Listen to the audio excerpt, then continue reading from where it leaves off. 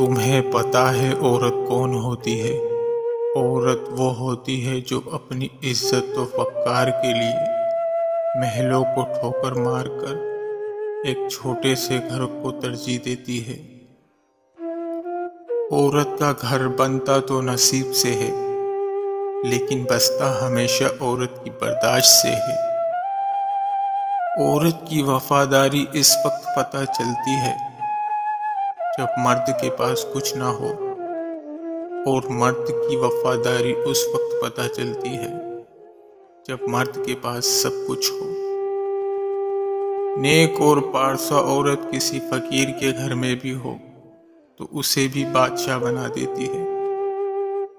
जो औरत पर्दा ना करे वो नमाजों पर अपना वक्त बर्बाद ना करे। शादी नाकाम किसी भी वजह से हो, कामयाब अक्सर औरत की वजह से होती है। औरत अगर चाहती है इसका शौहर फरिश्ते जैसा हो तो पहले घर को जन्नत जैसा बनाए। फरिश्ते जहन्नुम में नहीं आते। औरत ऐसी पत्थर है जिसे कभी नफरत तोड़ ही नहीं सकती।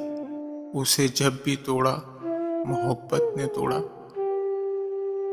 औरत खुद एक बहुत बड़ी ताकत है, इतनी बड़ी कि मर्द पैदा करती है।